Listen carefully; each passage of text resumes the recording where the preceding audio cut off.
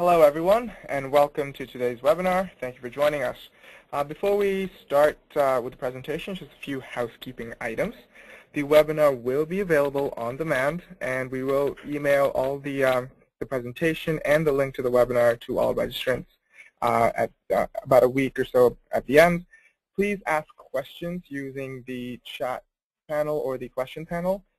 Any sort of admin questions you want to ask using the chat, and any questions to Barry or Wayne, our presenters, please use the question panel. And Wayne, over to you. Thanks a lot, Ash. Once again, my name is Wayne Cacamo, and I'm the VP of Marketing at Instantis, and I'm going to lead today's webinar. This is going to be an interactive presentation between myself, my special guest from Infotech, and to the extent possible with you, the audience, through interactive polls and the Q&A session that we'll hold at the end. I've asked Barry Cousins of Infotech Research Group to provide a color commentary, so he's going to be interjecting his expert point of view along the way, and then we'll have a chance to grill Barry during the Q&A session, which follows my prepared remarks. So before we get started, I just wanted to do a quick introduction of Barry. Barry Cousins is a senior research analyst at Infotech Research Group, specializing in project and portfolio management, help desk, and business intelligence process and systems. He brings an extensive background in technology, IT management, and business leadership to today's discussion. His previous experience includes being a CEO of a successful software company focused on project and performance management, and as an information technologist at TD Canada Trust. Barry, welcome. Hello, Wayne. Thanks for having me. Okay, here's the questions that we will pose and try to answer today. I think that the abstract that we put together to entice you to participate in this webinar provides a good backdrop or a situation analysis for why we're all here right now. So let me paraphrase that a bit. The contention is that staying the course, even with consistently strong operational performance and even pretty strong strategy execution, might not be good enough anymore to compete and survive in a world characterized by rapid change and uncertainty. So as a result, the ability to react and adapt to change is going to be critical. And given that strategic projects, strategic programs, initiatives are all the agents of change within an organization, business-driven PMOs charged with enabling or delivering successful transformational projects and programs can make the difference between thriving organizations and those that fail to survive. The problem is that PPM initiatives and PMOs don't have a stellar track record of success. And this webinar is going to suggest that these failures can be traced to their inability to identify and address 6 critical business alignment success factors, which obviously we are going to walk you through. But before we get to that, let me define some terms.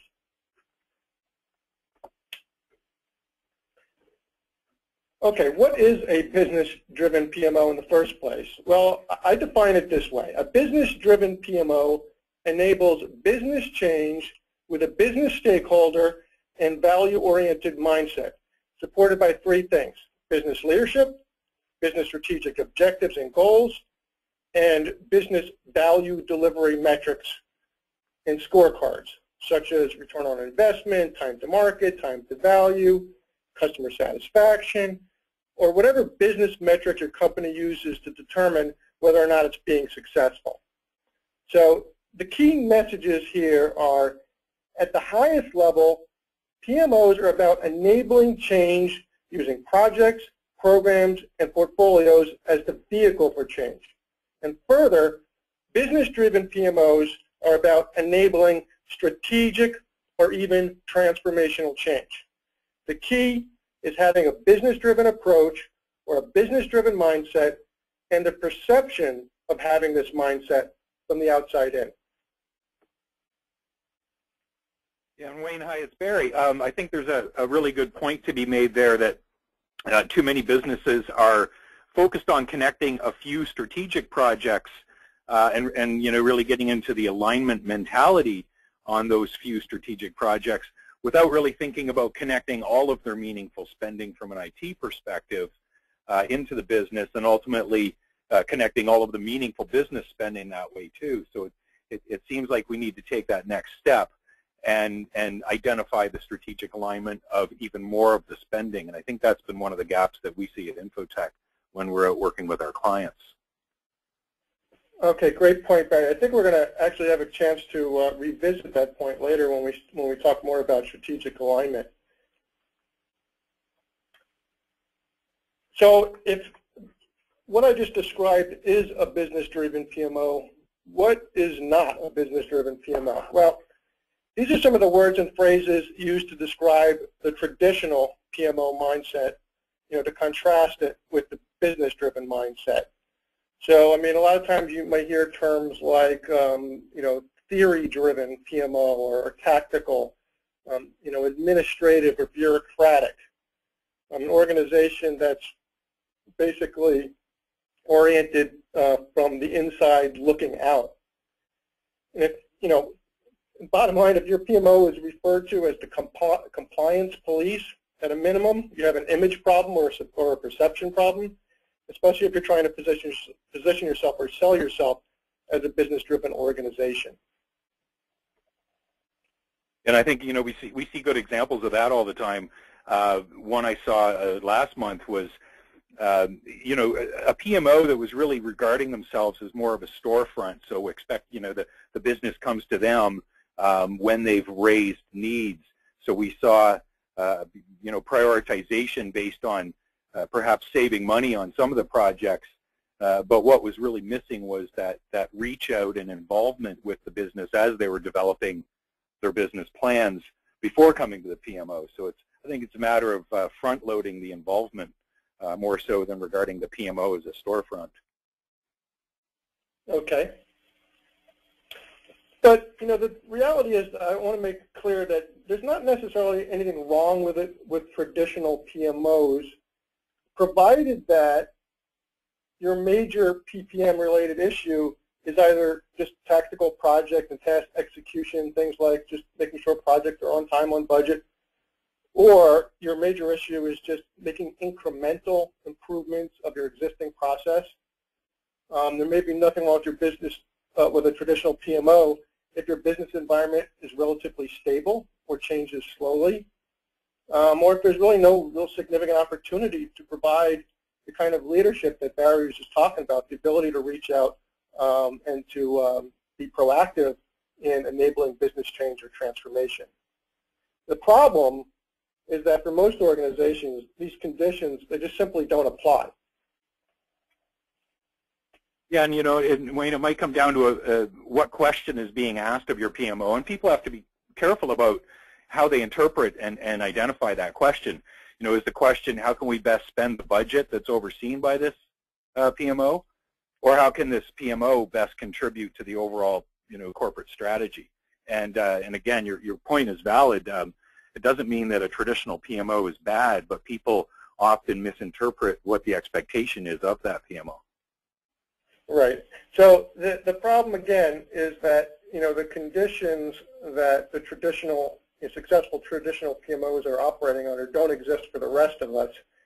And, for the rest of us, most of the traditional PMO model is broken. And again, it's a direct result of the speed of business change, and again, enabling change at the speed of business is really at the core of the business-driven PMO mission, or at least the business-driven PMO vision, because this is going to drive, this speed of business change will drive successful driven PMOs, to provide new types of capabilities. It's going to drive them to exhibit new strengths and address some new requirements. And these include things like strategy, execution, and alignment agility, institutionalization of innovation, systems thinking with respect to programs, with respect to portfolios, and with respect to initiatives.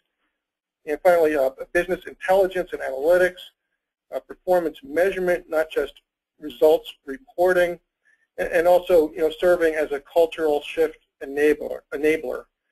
So, And by the way, a key implication of accelerating what I'll call business climate change is the need to retool PPM processes for smaller and shorter duration projects. And this is going to be necessary to increase success rates and ensure project outcome relevance, because longer project life cycles just increase the risk of failure, I think, as you're all aware, and the chance that the desired outcome or the benefit that you're looking for is no longer important by the time the project is, and by the time a project is completed and its outcomes are operationalized. Yeah, and I think that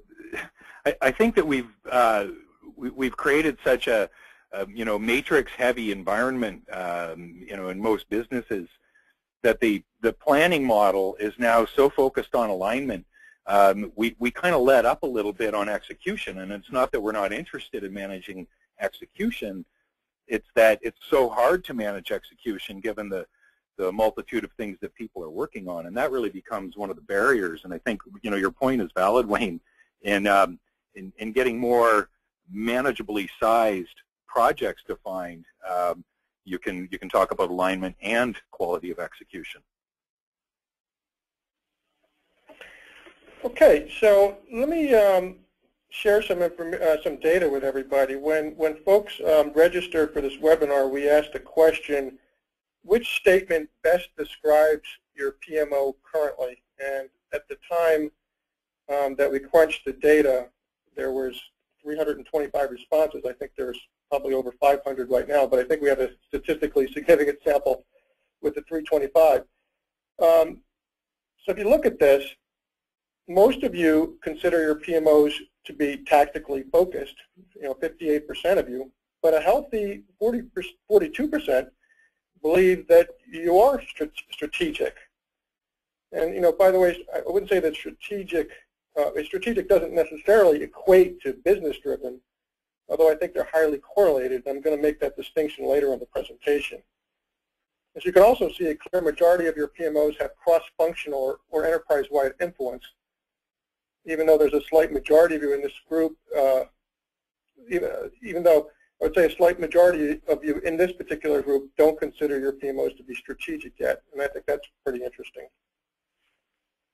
Any thoughts on this, Barry? Well, it's hard to know what to guess, with the moving target we've got.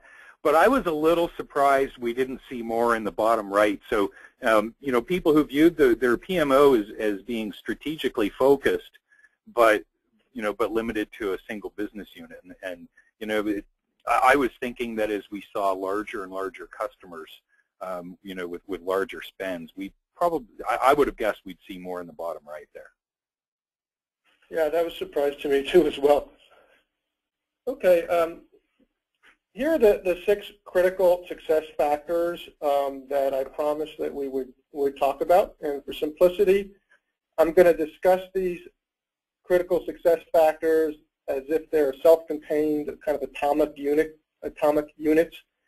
And the reality, of course, is that many of these factors are intertwined. So think of them as Olympic rings, only there's 6 of them in this case. And I'm going to try to tease them apart for the sake of trying to communicate the key points in hopefully an unmuddled fashion. Okay, critical success factor number 1. It's kind of a cliche, but it is what it is. Power-based alignment is normally imperative. Successful grassroots build it and they will come kind of approaches are few and far between, and the overwhelming evidence that we see suggests that leadership support, the higher the better, is imperative. Yeah, in fact, I wrote a blog article on this point, and someone commented on it, and they made a comment that they were familiar with the bottom-up kind of prove it and they will come business-driven PMO at Anheuser-Busch. And they said that person was, in fact, successful. They didn't necessarily start with power-based alignment. They achieved it after being successful with some of the other critical business alignment success factors. So I'm not saying it's impossible to be successful coming out of the gate without some senior executive level support, but I think it's clear that the wind is not at your back, and it's going to be an uphill battle. And the commenter regarding Anheuser-Busch, the Anheuser-Busch situation, did go on to say that, again, most of the other critical success factors that I will describe next were in alignment. Yeah, and one of the conversations we get tangled in at Infotech a lot is, so what do we do with this? I mean, I think a lot of people buy in implicitly into the whole concept of power-based alignment. But what do we do tactically? How do we make this happen? And I just saw what I thought was the best example in a long time, where everyone bought into that. But what we ended up doing was really resourcing differently and saying, okay, everything that's got that strategic alignment, that's got that visibility and power-based alignment, we're going to resource that right off the top and literally take those allocations out of what's left, and then get into time boxing, the operational stuff, so whatever's left. And so we did that by quarter and just said, okay, this quarter, here's the number of work months that you have available for operational projects, and we're going to time box that and limit it. And I think the real fallout is that we're trying to find ways to avoid how day-to-day operational issues eat out of our strategic drivers, and it's just that back to that issue of visibility. And if we can retain the visibility on the strategic stuff, we can limit the distraction from the operational stuff. Interesting. Okay. Let's do a quick poll now. What I'm going to do is just kind of orient you to the question, and then we'll put the poll question up. So if you currently have a reasonably well-established PMO in place, the question is, which option most closely describes your situation in terms of power-based alignment and your level of success? So again, answer A if you have a fairly strong or high level of executive support and your PMO in general is being perceived by stakeholders to be meeting expectations they have for the PMO. Answer B if you have a fairly low or moderate level of executive support, but you're being perceived as by your stakeholders as meeting expectations, and then so on. I think you all can understand how this matrix works. So Ash, go ahead and put the poll up at this time, please.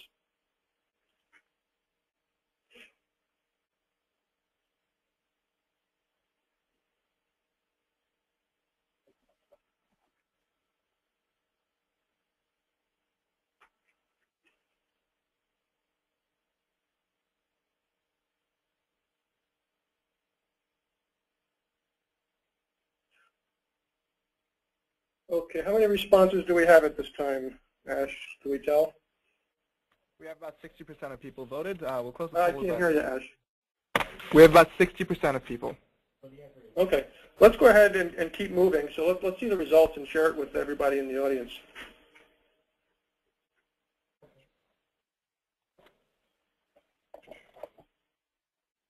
All right.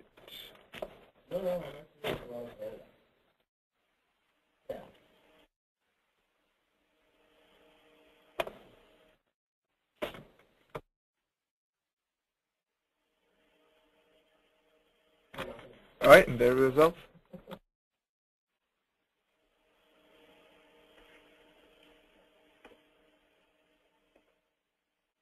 I cannot see them. I'm not sure if everybody else can. The results should be showing we're at 29% in A, 31% in B, yeah. 19% in C, and 21% in D. Okay, in case, and you're saying everybody can see that? That's what it's saying. Business metrics, not project metrics. That's critical success factor number 3. It's about transitioning from being driven by project metrics to business metrics and outcomes. So, for example, the metrics theme in traditional PMOs is about efficiency of project and task execution versus being focused on business outcomes and results, business benefits and business value delivery. In the traditional PMO, the PMO orbits around the project. where business-driven PMOs focus on delivering successful initiatives, successful programs, products, portfolios. They're not, project-centric per se, and this implies a new set of metrics and measures, things like benefits realization, customer satisfaction, contribution to revenue, return on investment, time to market, time to value, business and investment risk. And I anticipate that the role of tools will also evolve from emphasizing sort of project reporting and dashboards to more real-time and predictive analytics, and I'm going to expand on that point next. So the role of tools, I think, is going to need to evolve in business-driven PMOs from a focus on reporting on what happened to what's happening now, and ultimately to what's going to happen. PMOs used to be able to get away with managing based on what happened by using only their rear-view mirror, in a sense. This was possible when the road ahead was relatively straightforward and predictable, when there was a certain amount of certainty in your world. But for most organizations, this is becoming a lot more challenging, again, due to the speed of business change that we talked about earlier. The unpredictability of the road ahead, the uncertainty, is going to require real-time business intelligence instruments to understand what's happening not only right now, but to have the analytics to better plan for what's going to happen in the future. To do some more complex scenario planning. So critical success number 3 is, again, around metrics alignment and having the tools to do this, to evaluate not only past performance metrics, but what's happening, to the extent possible right now, and what you expect or hope to plan to happen in the future. And I think the big thing there, we see PMOs needing to get from not just predictive analytics, but actually prescriptive, telling themselves and using analytics so that they can tell the business what to do in terms of really how much to allocate, how to staff people, how to allocate those resources. Okay, great. Critical success number 4 is winning customer hearts and minds. And, this is really about, again, winning the battle for the hearts and minds of the customer community, which, let me clarify that by customer, I'm referring to not the business stakeholder, but the PM community that's the customer of your services. And as you can see on this slide, there's 3 major, what I would call, strategy platforms for winning the hearts and minds of the PM community: motivation, communications, collaboration and processes, collaboration, I should say that, let me start over again. Motivation, communications, collaboration, and social PPM support, and then processes and tools. And for the sake of time, I'm just going to emphasize 3 practices that are of particular importance that in some way align with these 3 platforms. And the first is a clear statement of PMO business value. Now, the root cause of many, I would say, if not most, PMO failures is a lack of clarity on the PMO purpose, the PMO's business value, and the PMO authority. In fact, according to a PM Solutions research report, which was entitled The State of the PMO 2012, formally defining the role of PMO is its greatest challenge. So it's critical that your business value is documented, it's communicated, and it's understood not only by the business stakeholders, but by the PM community itself.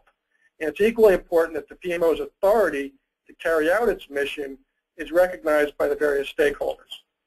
And this involves an unambiguous communication of the key executive sponsor and the functional champions. Okay, the second factor that I wanted to highlight was this idea of a seat at the process development table. So this critical success factor is about giving the community a voice in the PMO development process. Not only that, but ensuring that they're an equal partner in a collaborative effort to define the new business-driven PMO process. So this is going to ensure buy-in and reduce the risk of defining processes that are too onerous or too burdensome to adopt, or worse, result in prescriptive methodologies that are going to be rejected by your PM community. Again, like I mentioned this point earlier, if your PMO is viewed as a source of administrative overhead, as unnecessary bureaucracy and compliance, it's going to fail. And the other point I wanted to emphasize was communities of practice. Now, the consensus among PPM industry analyst community and some of the leading PPM luminaries and consultants is that the existence of vibrant communities of practice is going to be increasingly critical moving forward. So, PMOs that focus on cultivating and facilitating communities of practice are going to have, the best chance of winning the hearts and minds of the PM community. And here are some other practices that may be critical in your environment, depending on your culture, but for the sake of time, we won't elaborate on those in any level of detail. Okay, there's plenty of models in the PPM space that are very tactical in nature, and I want to talk about PMO maturity in terms of 3 dimensions: approach, scope, and impact. And this can also serve to clarify the vocabulary used in the industry around terms like business-driven PMO versus strategic PMO versus enterprise PMO. So at least for the purposes of this presentation, let me define these terms, but maybe these terms would be useful beyond the purposes of this presentation. So what is it? Again, a business-driven PMO is about approach, and by that I mean the degree to which a PMO is driven by a business stakeholder and PMO customer-oriented mindset. A strategic PMO is about impact, and by that I mean the level of impact on executive-level strategies, the level of impact on business process, pain points, strategic risk, portfolios, programs, in contrast to, this having an impact on particular project success or particular task execution or, the internal PPM methods and tools. And an enterprise PMO is really about scope, and this is the extent to which the PMO's field of influence transcends organizational or functional boundaries. And it's also transcending not just formal project work, but taking into consideration non-project or operational work. I mean, how does that impact what the organization can accomplish from a resource standpoint? So in sum, approach is about mindset, impact is strategic versus tactical, and scope refers to the influence from both a multi-initiative perspective and a formal versus non-formal project work context. And this is just kind of an example, or at least the idea that it's important to think about your maturity along the 3 dimensions, approach, scope, and impact, because it may be impossible to move along one dimension without progressing on others. So keeping the 3 dimensions in balance is important, if it's not impossible to avoid.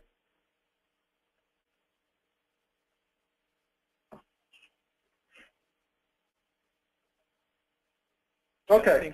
When a PMO is even asking those questions, that in itself is a sign of maturity. Okay. Okay, cultural alignment. We'll maybe have a chance to talk a little bit more about maturity in a moment, but let me get through the cultural alignment success factor. This is really about balancing the need for flexibility and consistency. The driver for the flexibility results from the need for business-driven PMOs to support the unique needs of various project-intensive environments. So you might be supporting IT, product development, a continuous process improvement group, maybe folks that are trying to do some capital expenditure planning using some formal processes, M&A integration, and sustainability is becoming more important, and so on. So in other words, business-driven PMOs need to adapt their processes and systems to the unique cultures within the corporate culture, and then create culturally acceptable processes and systems for each project-intensive group. Because typically, each of these groups are going to have their own unique idea and request intake process, their own project team member roles, their own methodologies, their own tools, their own metrics, their own reporting needs. So this slide is an attempt to illustrate some of the dimensions upon which these different groups differ. And your PMO needs to be flexible enough to accommodate these differences in your process definitions and in your supporting technology platforms.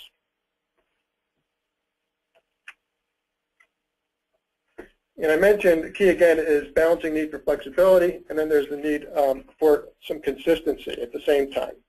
So while you're delivering culturally acceptable solutions in each project-intensive environment, you also need to strive for consistency wherever possible and wherever appropriate. And so here are some of the areas where consistency should be the goal. In areas like strategy, alignment, and execution, and strategy decision support. Around implementing or executing large or complex programs that transcend organizational barriers. Around developing some universal processes. Resource management across organizational boundaries, some portfolio and financial management that's a little bit more enterprise-wide in scope, performance measurement, and finally with your systems and tools, your strategy, your infrastructure for supporting PPM across these environments. Any comments there, Barry? Yeah, the one I think barrier for success for most people is that as they become business driven and they're taking these disciplines, outside of IT where a lot of them grew up, they hit that barrier of business units not allocating resources in a disciplined way to those strategic projects, and I think that ends up being the cold slap in the face for most people when they realize that they have to get more disciplined about how they allocate business, marketing, sales resources to whatever those projects are. So you're seeing a lot of PMOs becoming sort of multicultural, if you will, taking on different types of project portfolio types, like IT and new product development simultaneously. Or are they more sort of one, focused on a single type of portfolio at this time?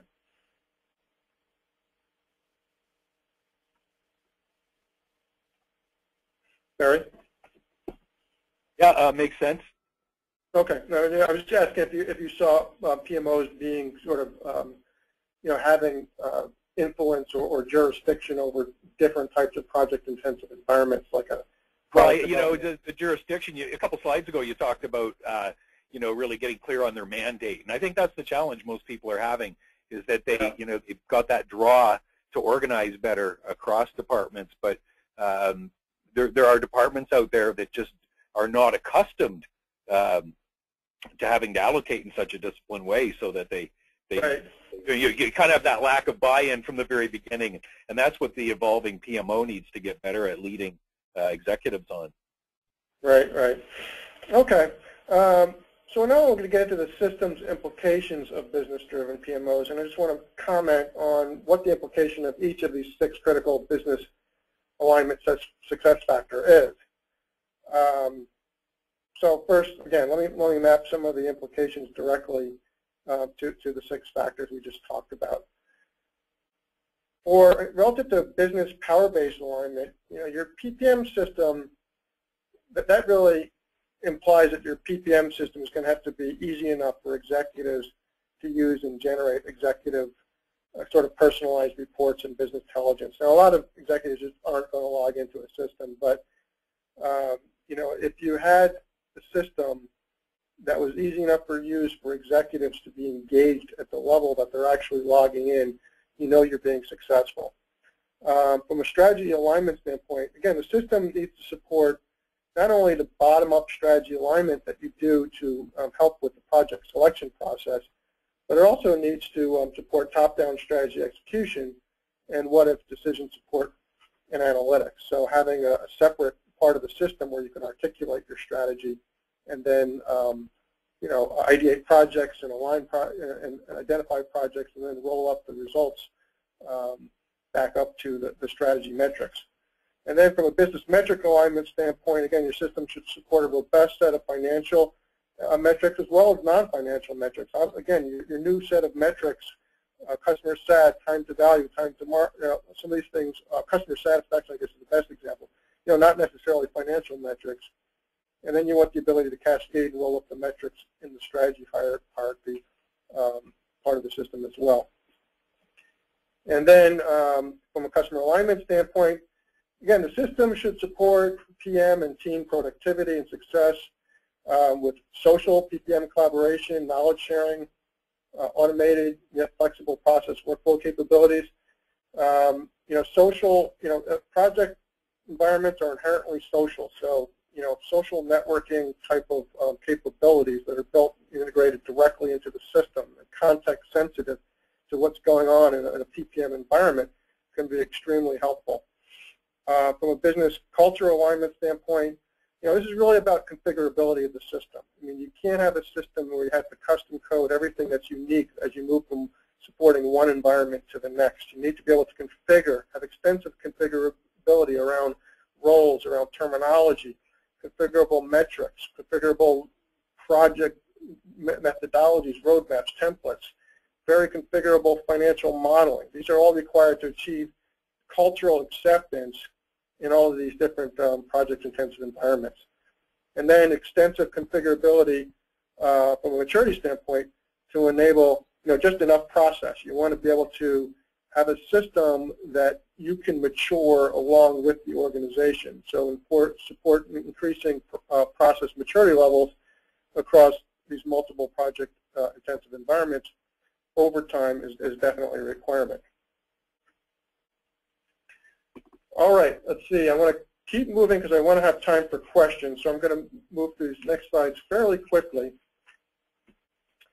But I think this is important. This is I want to give you a simple framework for understanding and evaluating business-driven PPM systems. First point is that a business-driven PPM system really views strategies, resources, and work as portfolios that can exist within the system without really presupposing the existence of the other. So this is important because in some systems, strategies can't exist without the notion of a project, because you can only align a strategy with an existing project or existing project idea.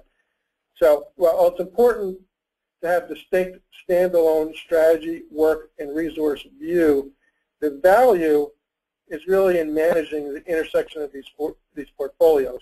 So let me walk you through those intersections. First intersection that you want to manage is, the intersection of project and resource information. This linkage is really the traditional core of PPM systems. So there's nothing too dramatic about that. What gets more interesting is when you have a linkage between your strategy portfolio and your project portfolio. And we talked about top-down and bottom-up approaches. If you're going to be business-driven, you need to have that top-down approach. Therefore, you need a system that views strategy as a standalone portfolio that doesn't depend on the existence of projects. Okay, the third intersection, strategy resource, again, if you're going to be a business-driven PMO, you need to understand not just how your projects align with strategies, but separately how your resources are deployed against strategies. So you can answer questions like, do we have the capacity to execute these strategies, for example? And then where all these circles come together is where analytics and complex scenario and investment planning come in. And we think this is where the future is for technology providers such as ourselves. So, when you are able to leverage information about strategy, about your work portfolio and your resources, analyze that intersection. This is going to, again, enable the kind of complex scenario and investment planning that we talked about that's so important to navigate your way through an uncertain world and a world that's changing rapidly. And again, that was sort of the original premise of the ultimate guide to business-driven PMO success, is really, you know, dealing with the uncertainty and the rapid change that you live with every day. I think, Wayne, people that get a good handle on that fourth intersection are going to have less abandoned projects, and you know they're going to avoid overfunding the wrong things, and you know as a result, you know, leave less waste behind. Right, right, really good point. And then you know, so from a tool perspective, you know, what we see, you know, the challenge for a lot of you know, especially enterprise PMOs, is that they've got all these different environments. They're all using a different tool. And this leads to all the issues that you see listed here: inconsistent, unreliable data, difficulty reporting, weak executive visibility, and so on. And you know, we think that there's a case, you know, to be made for having a single system approach and I think that the benefits of trying to bring all this activity under one system are the ability to optimize your resources, to improve your strategy and program execution, and obviously to reduce the total cost of ownership by consolidating your PPM silos. Now, there's a school of thought that says you need a best-in-breed tool for each of these environments in your organization, and we just don't believe that, because we see organizations that do understand the benefits of a single system if they can get a culturally acceptable solution for all of their environments. You know, the key is delivering what we call a multi-initiative configurability.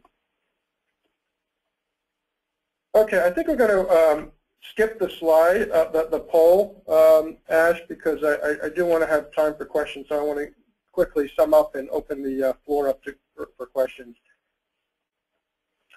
Okay, no, you know, just to summarize some of the key system requirements.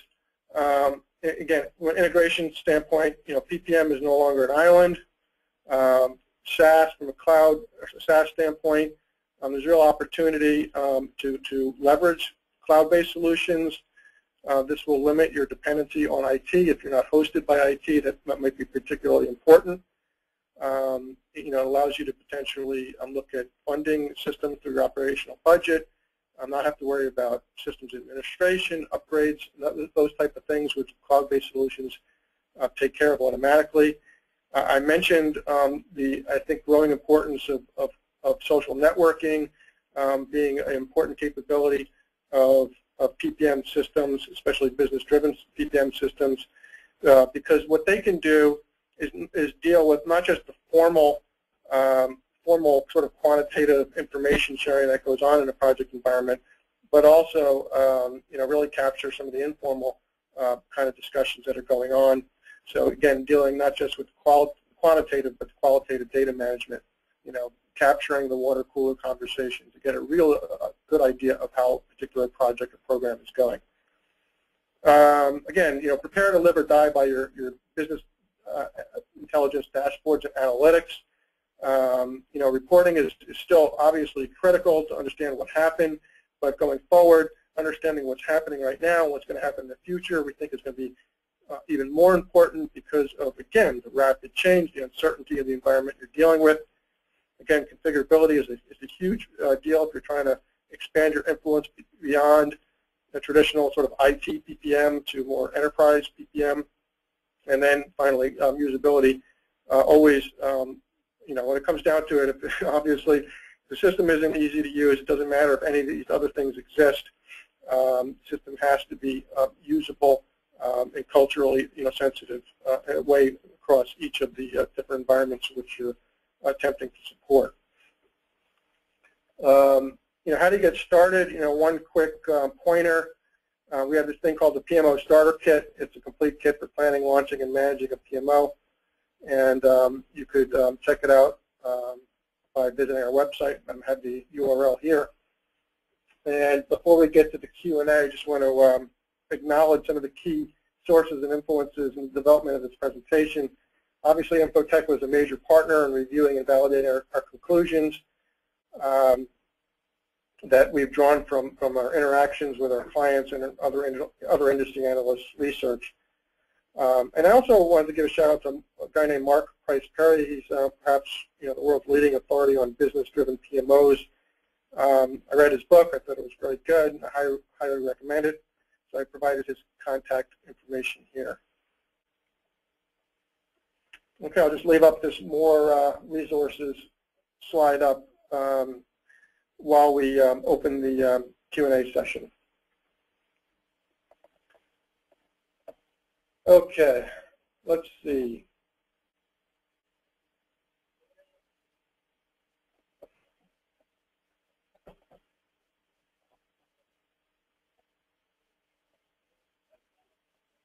All right, let's see. I'm having a little problem viewing my panel. All right, so the first question that we had was, how does the PPM handle strategy portfolios? In other words, what information does it work with regard to such a portfolio?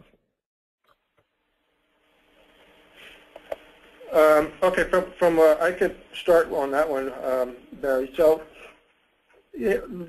what our system does, it'll take whatever methodology an organization uses to kind of articulate its strategy. It might be a Hoshin plan or a balanced scorecard or something called strategic pillars.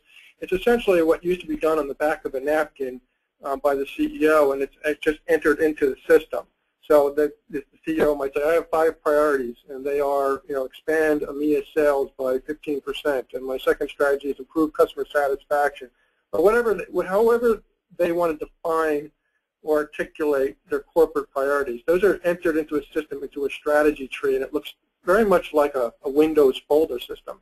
It has a high level, and it has subfolders, and it has folders underneath that. So you could define underneath the strategy maybe 5 programs that are designed to implement or to implement that strategy. And each of those programs might consist of 10 or 20 or 1 or 2 projects. And then at each level of the hierarchy, you can assign a metric, and that metric can be a financial metric or it can be a non-financial metric. And those metrics can be gathered through automatically, through integration with other systems, or they can be entered manually. And then, of course, at the least level of the hierarchy are projects. And then you're deep in the world of the project management system with all of its project metric tracking capabilities. So I hope that answers the question.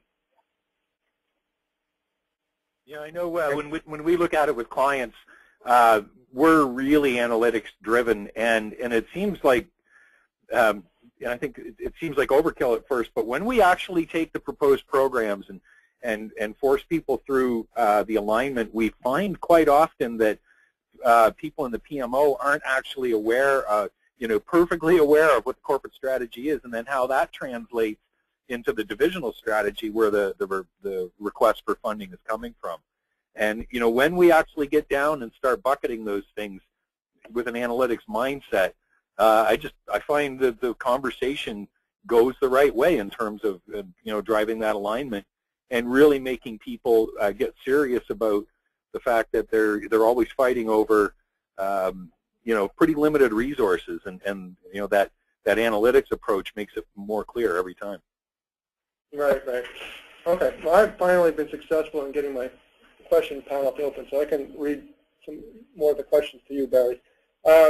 Here's a question. When you consider strategy alignment, do you also look at measuring results or outcomes from projects or initiatives? I know I do, and there's often a good debate about that. But Wayne, you make good points in your presentation about trying to make analytics forward-looking so that we can see what's ahead. Well, the majority of those issues are going to be, or the predictions are going to be based on what we found in the past in terms of our capacity utilization and ability to get benefits. And so I say look at the past, because my number one question is how have we driven benefits from past spends? And it's not a matter of beating people up over claims that were made in the past. It's about putting more focus on the quality of a cost-benefit analysis for the current spends. And the only way to do that is to really assess things as they're completing, and a year on and 2 years on, to see how the value is being realized. Okay, let's see. I'm going to try this question. I'm not sure I completely understand it, but it's interesting. And maybe you're familiar with what the questioner is referring to here, Barry. It says, on the PMO dimensions, some suggest that the business-driven PMO should be developed following the PM music model, M-U-S-I-C. Oh, I get it. Okay, that's an acronym. Okay. Of my ubiquitous size, intervals of time, and change dimensions. Okay, I'm going to say that again. Following the PM music model of my, oh, I'm sorry. I was parsing the words wrong. The PM music model is myopic, ubiquitous, size, intervals of time, and change dimensions. What is your take on that, Barry? Is you familiar with that? It's come up in conversation. In fact, when we were sitting around talking about CMMI and COBIT and various thought models and process models and governance frameworks, but I have to say I've yet to have a customer ask about it, and I've yet to have a vendor tell me that that was something they were focused on. So quite honestly, it's not something that's been driven to us, other than in a more of a theoretical conversation where we were talking about how should we base our own practice. And as I say, all those opportunities came up, and we end up driving most of our whatever we're doing with themes and governance frameworks. We tend to drive it from a combination of vendors and clients, as well as the the PM industry itself. Okay. How would you recommend gaining leadership support if the PMO has already launched without it? One program at a time, really. And I think what people find is when they're trying to gain that support, again, quite often it's in the face of resource limitations, and the organization having a larger appetite than they've got a ability to digest and execute on things. And I think inevitably it comes from the crisis that evolves from not being able to deliver on some level of strategic goal. And I think that driving the executive support in that way around strategies ends up being the path forward. And it's really your only option at that point in time, because I don't have a lot of conversations with people that can conjure up larger budgets just like that. Yeah, I think that the example I gave when I was talking about that point about what was happening at Anheuser-Busch, which was the comment that somebody made to a blog article on this topic.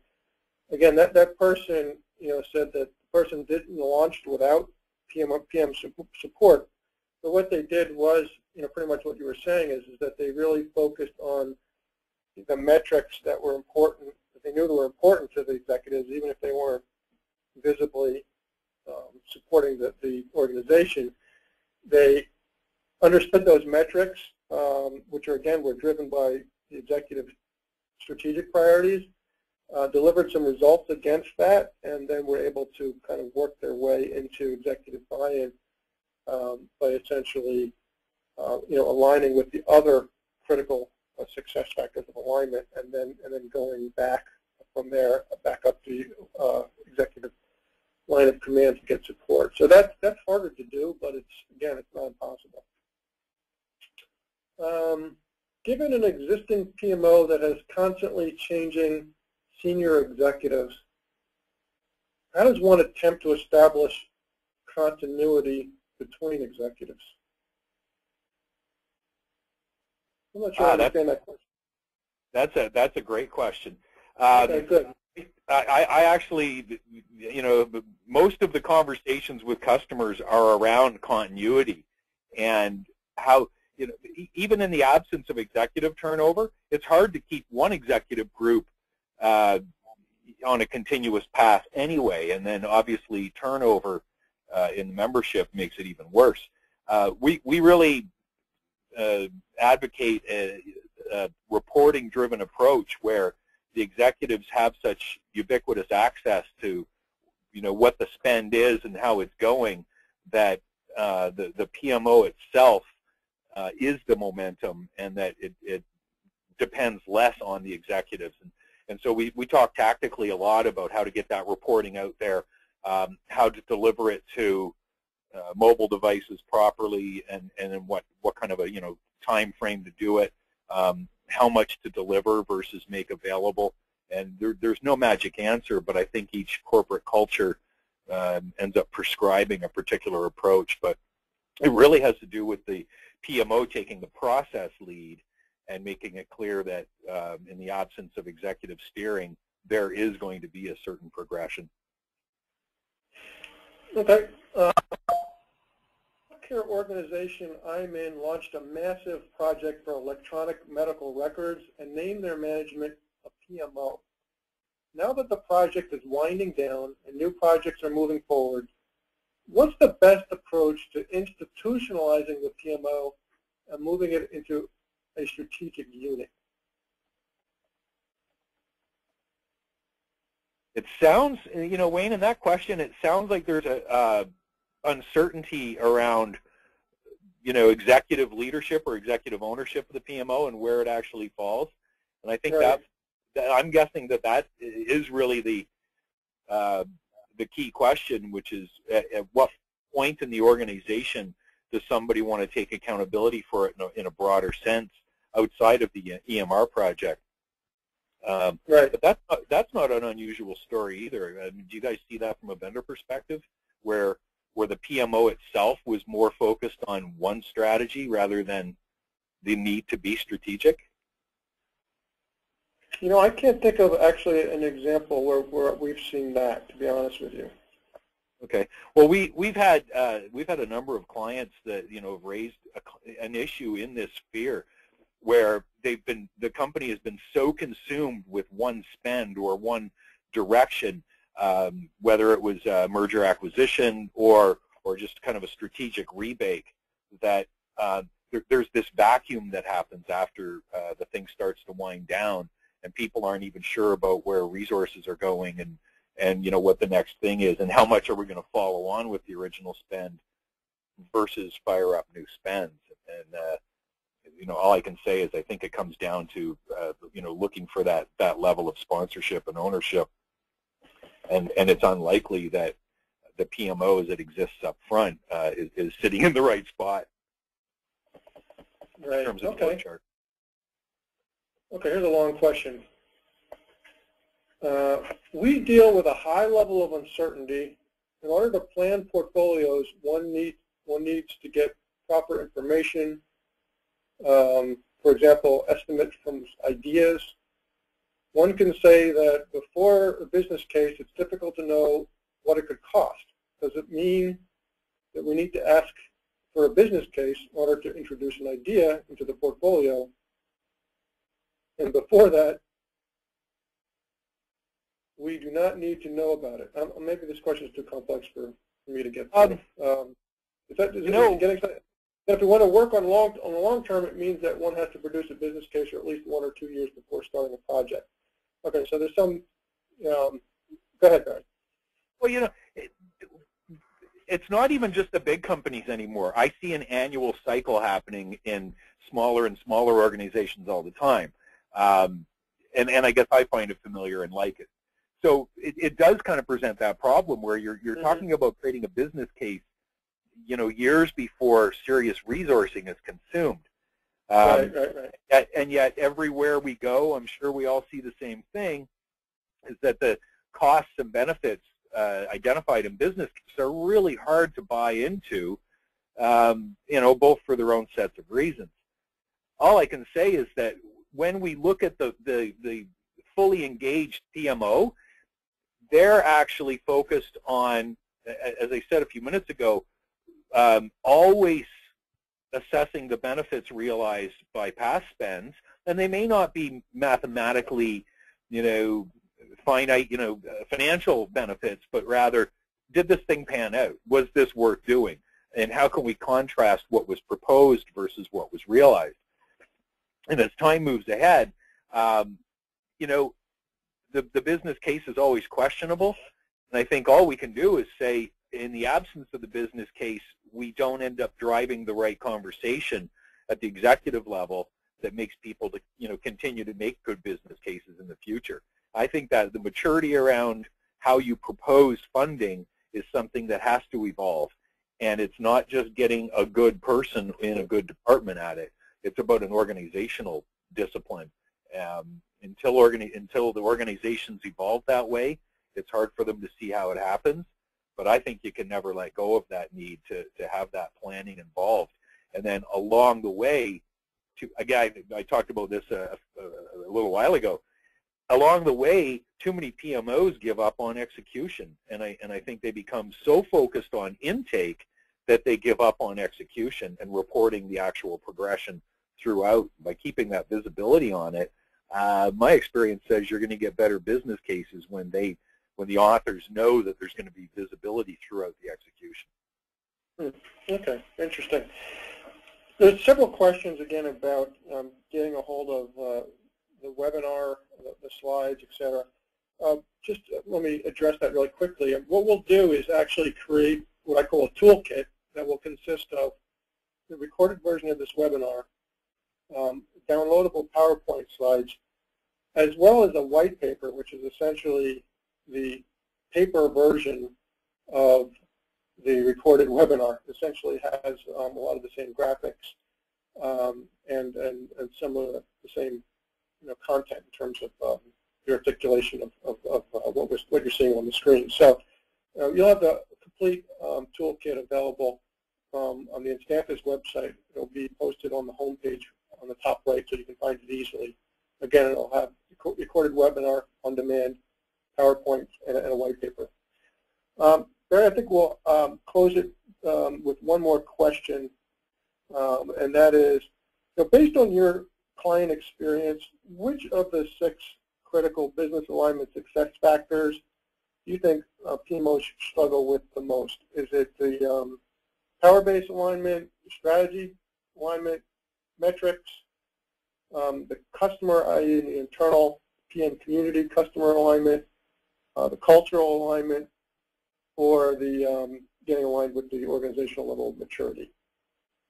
I don't think of it so much as an ordered list, but probably more like the way Maslow described his hierarchy of needs so many years ago. I put the business power-based alignment at the very bottom. If you've got that nailed, if you make power-based alignment your primary driver, I think the other 5 will grow from there, and you'll have a chance to leverage and improve from there.